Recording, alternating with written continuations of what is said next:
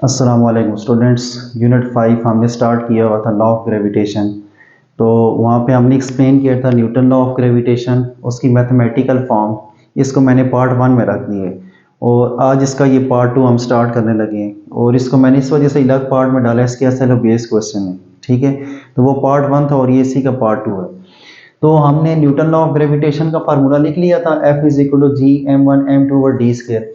अब इसमें जी क्या है, व्हाट इज कैपिटल जी? तो जी इज कॉल्ड ग्रेविटेशनल कांस्टेंट और universal constant. Capital G constant है जिसको हम यूनिवर्सल कांस्टेंट कहते हैं या ग्रेविटेशनल कांस्टेंट। यूनिवर्सल कांस्टेंट क्यों कहते हैं? क्योंकि इसकी वैल्यू हर जगह सेम रहती है। जो वैल्यू कैपिटल जी की अर्थ के ऊपर है वही मून के ऊपर है, हर जगह सेम है।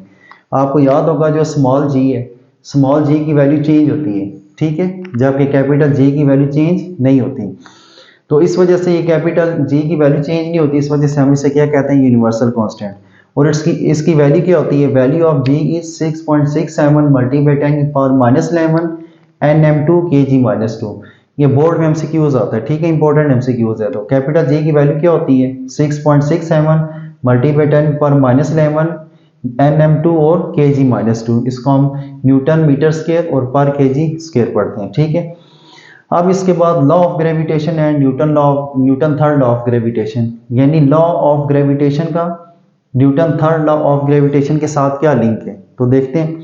According to Newton third law of motion, Newton third law of motion क्या है? Action and reaction are equal in magnitude but opposite in direction.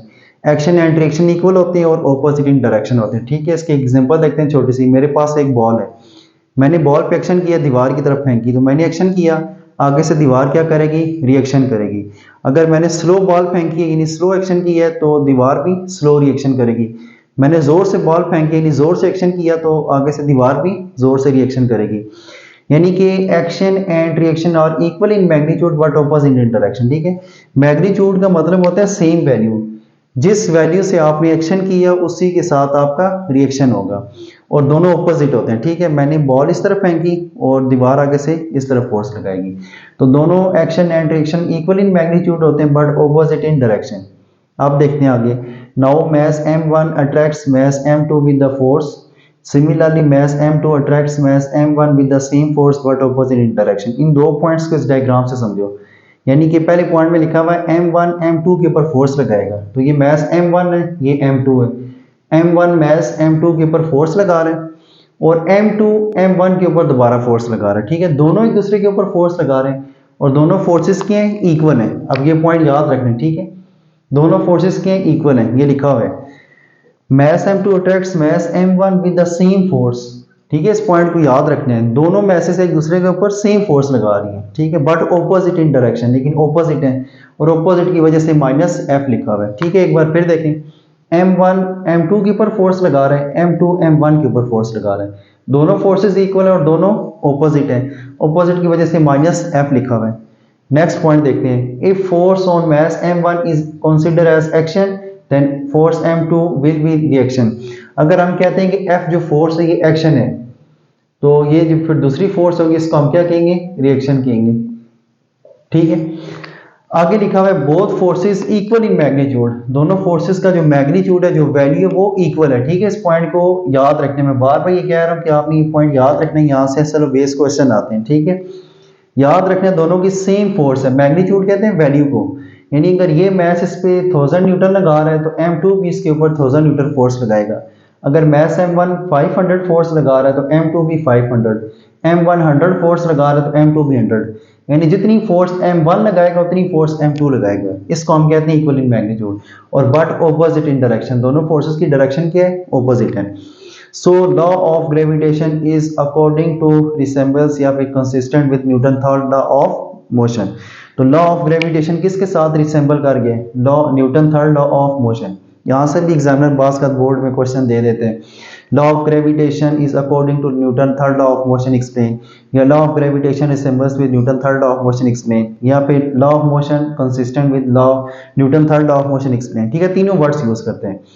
तो यहाँ तक हमारा लॉन्ग कंप्लीट हुआ। लॉ ऑफ ग्रेविटेशन की डेफिनेशन, उसके बाद डायग्राम, उसके बाद एक्सप्लेनेशन, फिर मैथमेटिकल फॉर्म, उसके बाद law of gravitation and Newton third law of gravitation. यहाँ तक हमारा ये लॉन्ग कंप्लीट होते हैं। अक्सर बच्चे क्या करते हैं, मैथमेटिकल फॉर्म लिख के यहाँ तक छोड़ देते हैं, तो मार्क्स आपके कट सकते हैं। इसके बाद भी है, ठीक है, law of gravitation and Newton third law of gravitation, आपने बताना लॉ ऑफ ग्रेविटेशन और Newton third law of gravitation आपस में कैसे एक दूसरे से रिसेंबल करते हैं। तो यहाँ तक ये लॉन्ग क्वेश्चन कंप्लीट होते हैं, ठीक है। अब इसके एसएलओ बेस क्वेश्चन देखते हैं, और ये वो टॉपिक है यहाँ से लाजमी बोर्ड में एसएलओ बेस क्वेश्चन आते हैं, ठीक है। फर्स्ट क्वेश्चन देखते हैं, SLO base question. A man is standing on a earth, is man exerts more force on earth और earth exerts more force on earth. क्या मतलब कि एक अर्थ है, इस अर्थ के ऊपर एक आदमी खड़ा हुआ है, क्या अर्थ इस मैन के ऊपर ज्यादा फोर्स लगाएगी या मैन अर्थ के ऊपर? तो अक्सर वैसे हम सब का आंसर क्या होता है कि अर्थ का मैस ज्यादा, तो अर्थ ज्यादा फोर्स लगाएगी, मैन का यानी आदमी का मैस कम है तो कम फोर्स लगाएगी। हालांकि ये गलत है, दोनों एक दूसरे के ऊपर सेम फोर्स लगाएंगे। देखते हैं reason. Both exert same force on each other, दोनों एक दूसरे के ऊपर सेम फोर्स लगाएंगे। रीजन देखते हैं। Because man exerts force on earth is action and earth exerts force on man is reaction. Action and reaction are equal in magnitude according to law of gravitation, ठीक है। अर्थ man के ऊपर action कर रहा है और मैन अर्थ के ऊपर रिएक्शन कर रहा है, ठीक है। और दोनों एक्शन एंड रिएक्शन क्या होते हैं, equal in magnitude but opposite in direction. ये भी हमने यहाँ पे किया था, ठीक है। मैंने आपको बताया था ना, ये पॉइंट याद रखना है। याद रखते हैं कि M1 M2 के ऊपर जो फोर्स लगाएगा वही M2 M1, दोनों मैसेज एक दूसरे के ऊपर इक्वल फोर्स लगाते हैं। तो वो यही बात हमने यहाँ पे की कि action and reaction are equal in magnitude, दोनों इक्वल होते हैं, ठीक है। तो लिहाजा दोनों फोर्सेस भी क्या लगाएंगे, सेम। ये न्यूटन लॉ के मुताबिक है, ठीक है, न्यूटन लॉ ऑफ ग्रेविटेशन। तो ग्रेविटेशन के लॉ में हमें क्या पता चला कि दोनों मैसेज हमेशा एक दूसरे के ऊपर सेम फोर्स लगाएंगे, ठीक है। अब सिमिलर क्वेश्चन आगे मैंने लिखा है, सिमिलर क्वेश्चन। अब एग्जामिनर इस तरह भी क्वेश्चन पूछ सकता है, मून अर्थ के ऊपर ज्यादा फोर्स लगाते हैं या अर्थ मून के ऊपर? सन अर्थ के ऊपर फोर्स लगाता है ज्यादा या अर्थ सन के ऊपर ज्यादा फोर्स लगाते हैं? एप्पल अर्थ के ऊपर फोर्स ज्यादा लगाएगा, अर्थ एप्पल के ऊपर? अब आपको मेन पॉइंट पता चल गया, सब एक दूसरे के ऊपर सेम फोर्स लगाएंगे। जो फोर्स मून अर्थ के ऊपर लगाएगा यही अर्थ मून के ऊपर लगाएगा, जो सन अर्थ के ऊपर फोर्स लगाएगा यही अर्थ सन के ऊपर लगाएगा, जो एप्पल अर्थ के ऊपर फोर्स लगाएगा यही अर्थ एप्पल के ऊपर। यानी सारे एक दूसरे के ऊपर फोर्स क्या लगाएंगे, सेम लगाएंगे, ठीक है। तो यहां तक आप नोट कर लें। नेक्स्ट फिर एसएलओ बेस क्वेश्चन में और लिखता हूं।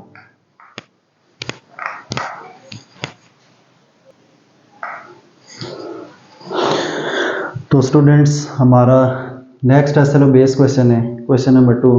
we exert force on nearby objects which is very small and earth exerts force nearby objects which is very large by।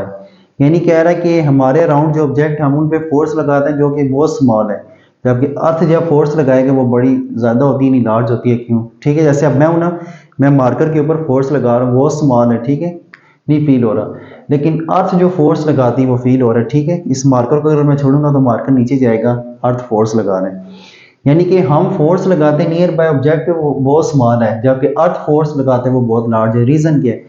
तो आंसर क्या होगा? According to law of gravitation F direct proportional to M1 M2।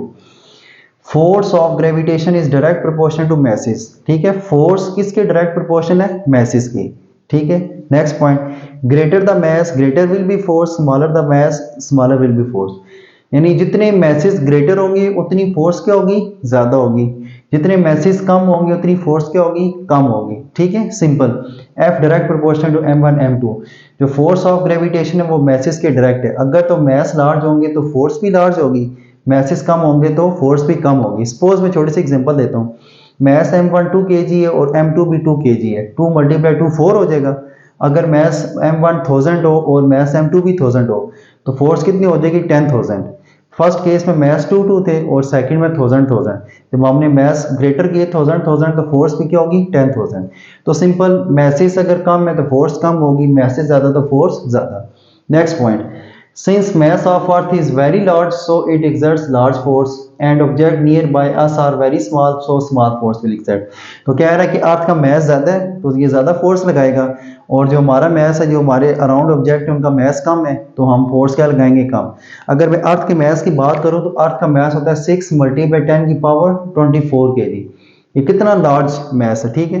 अगर अपना mess देखो, suppose 70 kg है और जो near objects हैं उनका कितना होगा? 100 kg। तो ये दोनों को मिला के 170 150 kg मैस बन रहा है। लेकिन अर्थ का देखें 6 × 10⁴ बहुत बड़ा मैस है, ठीक है। तो सिंपल, अर्थ का मैस ज़्यादा तो अर्थ ज़्यादा फोर्स लगाएगा, और हमारा मैस और हमारे अराउंड जो ऑब्जेक्ट उनका मैस कम है तो फोर्स कम लगेगी। नेक्स्ट है चलो बेस क्वेश्चन, ये इंपॉर्टेंट है कि पेपर में कई बार आया भी हुआ है, ठीक है। If distance between two masses is double, अगर हम डिस्टेंस टू मैसेज का डबल कर दें, that what will be happen to gravitational force, तो ग्रेविटेशनल फोर्स क्या होगी, ठीक है। आपने क्वेश्चन पे फोकस करना है कि पूछ रखे है ग्रेविटेशनल फोर्स का पूछ रहे हैं, हमने आंसर लिखा F is equal to G m1m2/d²। Gravitational force का हमने फार्मूला लिखा, ठीक है। फिर कह रहे डिस्टेंस को डबल कर दिया, यानी d is equal to 2d, ये यहाँ पे d डिस्टेंस है, डिस्टेंस को हमने क्या कर दिया डबल, यानी d is equal to 2d। अब हम इक्वेशन 2 की इक्वेशन 1 में वैल्यू पुट करेंगे, ठीक है। ये जो d नजर आ रहा है इस d की जगह 2d पुट कर देंगे, तो पुट 2 इन 1। जब हमने सेकंड इक्वेशन की फर्स्ट इक्वेशन में वैल्यू पुट की, F is equal to G m1m2 और d की जगह क्या आ जाएगा 2d का स्क्वायर। यहाँ पे हम लिखेंगे देयरफॉर, हमें गिवन क्या दिया होता है d is equal to 2d, ठीक है। अब 2d का स्क्वायर जब ओपन करेंगे 4d स्क्वायर। इसके बाद आपने पॉइंट याद रखना, हमने हर सूरत में फार्मूला साइड पे करना होता है, यानी वैल्यूज पुट करके स्क्वायर ओपन करेंगे, उसके बाद हमने फार्मूला को साइड पे कर लेना। ये जो फार्मूला लिखा हुआ है जी m1m2/d², अगर हम देखें जी m1m2/4d², इसमें से जी m1m2/d² को साइड पे कर दिया और पीछे टर्म क्या रहेगी 1/4, ठीक है।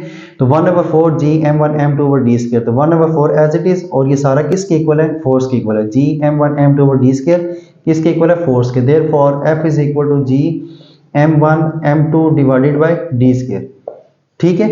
ये याद रखने आपने। फिर देखें फार्मूला यूज किया, d is equal to 2d put किया, 4d², 1/4 साइड पे दोबारा फार्मूला बनाया तो 1/4f। अब एग्जामिनर क्वेश्चन डिफरेंट दे सकते हैं। अब लिखा ना डिस्टेंस डबल, आप यहाँ तक नोट कर लें। अब मैं डिस्टेंस को क्या कर रहा हूँ, ट्रिपल कर रहा हूँ, ठीक है। मेथड अब आपको पता चल गया।